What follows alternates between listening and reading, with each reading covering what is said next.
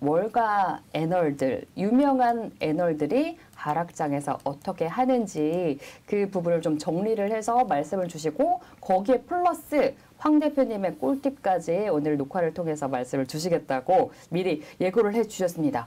월가 애널들은 어떻게 하고 있나요? 월가 애널들이 이제 유명한 애널들이 주문한 게 4가지고요. 제가 이제 개인적으로 하는 게 2가지를 붙여서 6가지인데 첫 번째는 그러니까 시장을 떠나지 말라는 거예요. 시장이 지금 최근에 폭락하고 이런 상황에서 아이 진짜 퇴퇴 침 뱉고 떠나시는 분들 있잖아요. 지지. 네. 그러니까 군대 갔다 오신 분들은 군대 자기가 있던 부대를 보고 소변도 안 보겠다 이렇게 얘기하잖아요. 그런 얘기 하시죠. 많이 하죠. 네. 그러니까 정말 질렸다는 거잖아요. 그러니까 주식 시장이 폭락할 때 주식을 팔고 모든 걸 포기하고 떠나려고 하시는 분들이 있는데 시장을 살피면서 때를 기다려라 이렇게 네. 조언을 하더라고요. 네. 월가 유명한 애널들. 그러니까 그 얘기는 뭐냐면 찬스가 왔으니까 저가 매수 찬스를 노려라라는 거죠.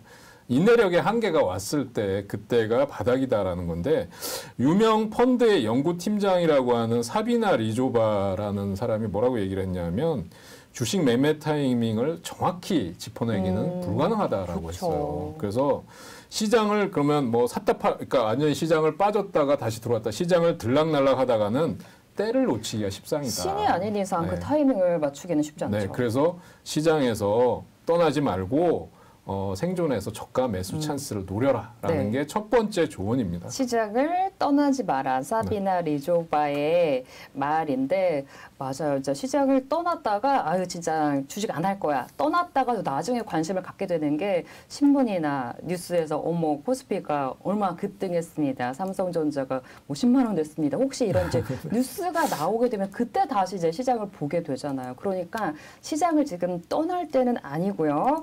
적당한 이제 매수 타이밍을 보면서 그 타이밍을 타진할 때인 것 같습니다. 네. 그리고 이제 두 번째는 어떤 조언인가요? 포트폴리오를 다시 짜라 그랬어. 그러니까 쉽지 않은 얘기입니다. 이건 리밸런싱? 네, 쉽지 않은 얘기고요. 그러니까 특히 나는 반도체 또는 2차 전지 쪽에 특정 업종이나 특정 종목으로 거의 다 몰려 있는 거예요. 계좌가.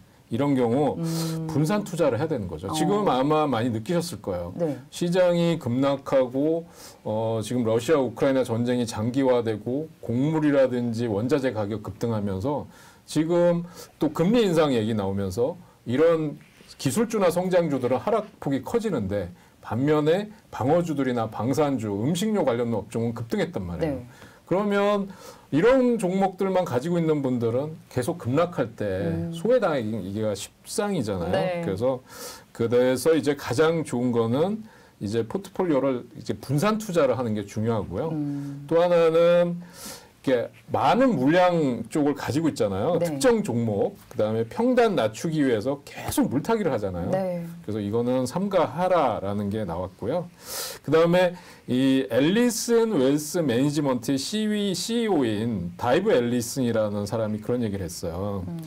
그러니까 미국에서도 보면 테슬라라든지 인기 종목 매수에만 집착을 하고 네. 이익이 안 나면 자기를 자책한다는 거예요. 그리고 그래서 강세장에서는 약세장을 생각하고 네. 그다음에 성장주에 대한 비중이 높다 그러면 가치주에 대한 비중을 높여라. 강세장에서 약세장으로 옮겨갈 때는 성장주보다는 가치주 쪽으로 옮겨가야 된다. 네. 그래서 지금 시장 분위기와 어떻게 보면 딱 맞는 얘기죠. 그래서 그 분산 투자하는 거, 포트폴리오를 재구성하는 거, 분산 투자의 중요성을 역설했다고 볼 수 있습니다. 네, 강세장에서 약세장으로 갈 때는 성장주보다는 가치주 쪽에 비중을 높이고 그리고 또 그 편애하는 업종이나 종목이나 그 섹터가 다들 좀 있으실 텐데 그쪽에 너무 이제 내 포트폴리오가 몰려 있다면 좀 나눠서 조금 균형을 맞춰야 된다라는 월가 애널들의 조언, 두 번째 조언까지 들어봤고요. 세 번째 조언은 어떤 걸까요?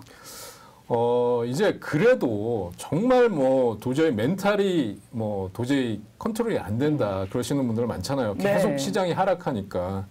그러면 우선 절반만 사고 팔아보라 이런 얘기를 했어요. 손절이든 입절이든. 그러니까 전부 다 하지는 말고 조금만, 꼭 절반이 아니더라도요. 일부만 사고 팔아보라 이런 얘기를 했는데 그러니까 이 얘기는 무슨 뜻이냐면 지금 시장이 이렇게 급락하는데 보유해도 될까? 아니면 다 손절하고 나와야 될까? 이 판단이 잘 안 쓰잖아요. 그렇죠. 예, 이런 경우는 절반만 팔아보는 것도 방법이 될 수 있다. 그리고 나서 본다는 거죠. 비중을 줄여놓으면 심리적인 안정이 올 수 있다는 그렇죠. 거죠. 이제 현금을 어느 정도 또 가지고 있으니까. 네. 그래서 시에라 인베스트의 공동 창업자인 데이비드 라이트는 그랬어요. 이 사람은 굉장히 네. 낙관적으로 보고 있는데 제가 보면 주식을 절반 매도했는데 시장이 회복됐다.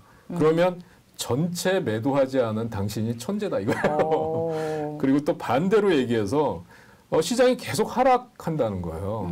그러면 절반 매도했을 때 손실을 절반으로 줄인 당신이 성공한 투자자다 이 얘기를 한 거예요.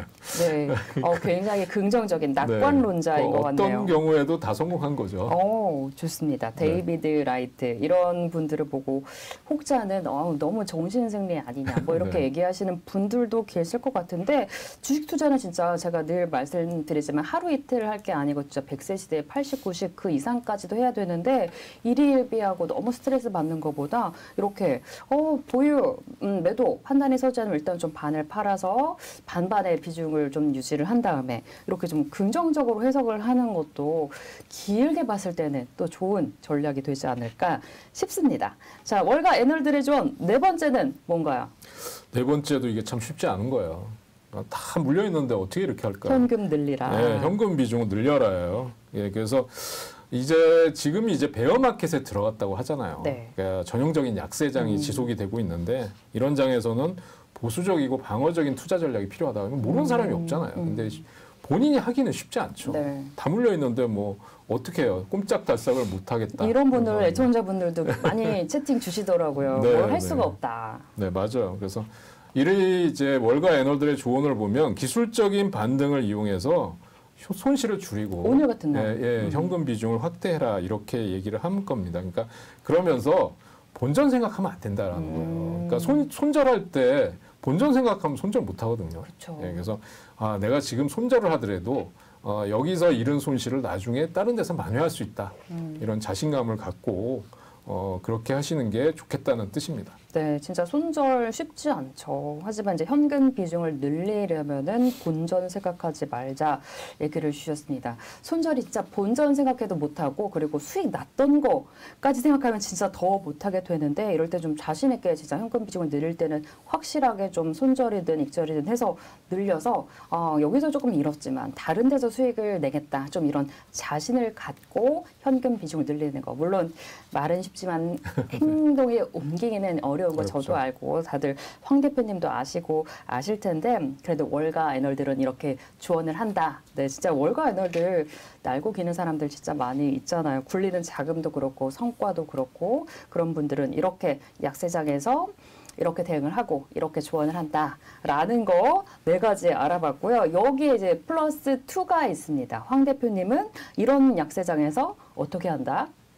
네, 그러니까 이게 제가 하는 매매법인데 저는 이제 미국 주식을 할 때 이런 방법을 많이 써요. 그러니까 종목을 잘 모르잖아요. 근데 저거를 한번 꼭 사보고 싶었는데 지금 확신이 없어. 네. 지금 계속 올라갈 건지 아니면 떨어질 건지 확신이 없다. 그럴 때 저는 꼭 사고 싶었던 종목이나 업종 그쪽에서 한 주씩 사봐요. 한 주씩. 한 네. 주씩. 예, 그러면 그 사두지 않으면 알 수가 없어요. 그리고 금방금방 잊어먹어요, 우리가. 근데 내가 삼성전자 꼭 사고 싶었다. 그럼 한 주만 딱 사는 거예요. 그러면 내 포트에 들어가 있기 때문에 그 종목의 등락이나 수익률을 체크할 수 있어요. 그렇죠, 그렇죠. 예, 그런데 그래서 한 주씩만 사는데 그렇게 되면 좋은 점이 있어요. 제가 지금 그 미국의 그 유명한 뭐 그 비트코인 채굴 업체 관련주를 한 주 샀거든요. 다 팔고 마이너스 45%예요. 다행이네요, 한 주만 예, 사서. 예, 근데 마이너스 45%인데 엄청난 손실인데 금액으로 따지면 적잖아요. 그렇죠, 한 주 예, 샀으니까. 뭐 10,000원, 2만 원 정도 빠진 거니까. 하지만 종목 동향, 네, 업종 동향 그거 알 수 파악할 있죠. 수가 있고. 예, 그래서 저는 이게 즐겨 쓰는 방법이에요. 그래서 포트와 포트의 수익과 손실을 비교를 하면서 스스로 매매 타이밍을 터득할 수 있는 기회가 된다. 한 주씩 사기. 예, 그래서 분할 매수 또 분할 매도 이 매매 타이밍 네. 습득하는 계기도 될 수 있다. 그래서 내가 꼭 사고 싶었는데 정말 돈도 안 되고 지금 시장에서 확신도 없고 그러신 분들은 네. 제가 한번 해보시라고 좀 권해드리고 싶어요. 너무 좋은 방법이고 네. 많은 분들이 하고 계시고 저도 했던 기억이 있습니다. 이게 한 주씩 조금씩 사는 거를 그러니까 보초병 보낸다, 그렇죠. 초코병 네. 보낸다, 뭐 이렇게 네. 얘기도 하고 저도 해봤는데 그런데 이렇게 저도 그렇고 해보신 분들 또 공통적으로 하는 얘기가 있어요. 조금 샀을 때는 많이 오르는데 그래서 확신을 갖고 물량을 네. 태웠더니 그때는 안 가는 거. 그럴 수도 있죠. 근데 네. 한 주씩 사본 다음에 확신이 있으면 그다음부터 비중을 조금씩 늘리면 되죠. 예, 그래서 이게 분할 매매하는 방법에도 좋은 그 트레이닝이 될 것 같아요. 그래서 저는 한 번쯤 해보시라. 특히 주린이 분들은 이렇게 해서 자꾸 그 트레이딩하는 기법 같은 거 익히시는 게 좋을 것 같아요. 그럼 매매 타이밍을 어떻게 습득을 하는 거예요? 한 주 샀더니 막 올라서. 그러니까 이제 예를 들면 이제 뭐 삼성전자를 샀는데 많은 사람들이 5만 원 간다 얘기하잖아요. 네. 근데 나는 6만 원이 바닥인 것 같다. 한번 사보는 거죠. 그런데 계속해서 떨어진다. 근데 그리고 나서 보니까 남들은 지금 5만 원 간다 그러는데 보니까 6만 원을 저점으로 해서 올라온다 그러면 그럼 6만 원대 들어가서 좀 더 사는 거죠. 예, 그렇게 비중 조절을 하실 수도 있고 아니면 그게 계속 여기가 바닥이라고 생각했는데 한 주니까 부담이 없으니까 계속 놔둘 수가 있죠. 그러니까 어디가 바닥인지 정확하게 또 확인을 할 수가 있고. 그랬다가 이제 터닝이 네. 확인이 되면 물량을 태우고. 예, 그리고 한 주기 때문에 이게 뭐 계속 하락하거나 계속 올라가도 크게 부담 없이 가져갈 수가 있어요. 네네. 그러니까 내가 저 종목을 다시는 안 보겠다라고 매도하고 나오기 전까지는 관심 있게 볼 수가 있어요. 그래서 제가 이제 마이너스 45% 났다고 했는데 오늘 만회가 된 게 한 10% 정도가 만회가 됐어요. 네. 그런데 비트코인이 바닥이라고 생각했는데 더 빠지더라고요. 그런데 놔뒀는데 올라온다. 그래서 2만 달러가 바닥이 2만 달러 깨진다라고 했는데 2만 달러는 마지노선이다 이렇게 보고 있거든요. 네네. 그래서 그거를 이제 뭐 애널이나 뭐 이런 사람들이 얘기하는 거 말고 자신과의 그 어떤 확신에 찬 매매를 할 수 있는 그런 계기도 되실 것 같아요. 네. 꼭 사고 싶었던 업종과 종목, 강력하게 매수를 하고 싶었던 종목을 한 주씩 사는 거, 그러면서 그 매매 타이밍을 스스로 공부하고 습득하는 비법, 네, 황 대표님의 비법이고요. 하나 더 있습니다. 네, 이것도 많은 분들이 하시기도 하는데 귀찮아서 안 한다. 이런 분들이 사실 많으실 거예요. 저도 이게 사실 참 어려워요. 근데 저는 어느 순간인가 생각을 했는데 자기한테 굉장히 단호해야 되거든요. 그래서 그런 면에서 보면 수익 난 금액을 증권 계좌에 그대로 놔두면 그거는 반드시 또 주식을 사게 돼요. 네. 그래서 수익 난 금액은 은행 계좌로 옮겨놔야 돼요. 그러니까 어떤 분들이 그런 얘기 하세요. 주식 계좌나 은행 계좌 뭐가 차이가 있습니까? 그런데 엄청난 차이가 있더라고요. 제 경우에는. 근데 또 주식 계좌가 그래서 그런 네. 자금이 빠지는 거를 방지하려고 이자를 더 준다는 뭐 그런 데도 있고. 그런 것도 있는데 네. 저 같은 경우는 은행 계좌에 한번 그러니까 수익이 난 수익을 빼놓으면 그게 정말 주식을 사야 될 때다라고 하기 전까지는 주식 계좌로 잘 안 가게 되더라고요. 그래서 수익은 챙긴다라는 게 사실은 증권 계좌에 놔뒀던 수익을 챙겨서 현금화 시켰는데 보면 나중에 또 사 있게 돼요. 그래서 네. 현금을 보유하게 잘 안 돼요.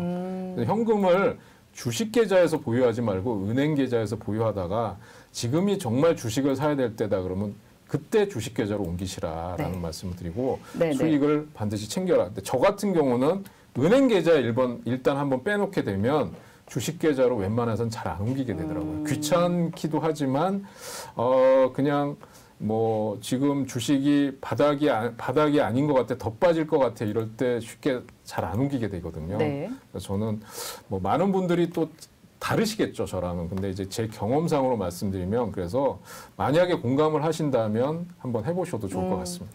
수익은 챙기고 챙긴 수익은 증권 계좌에 놓고 나 현금 비중 있다 이렇게 하지 마시고 그 수익은 은행 계좌로 빼두자라고 황 대표님께서 황 대표님의 조언을 또 들려주셨습니다.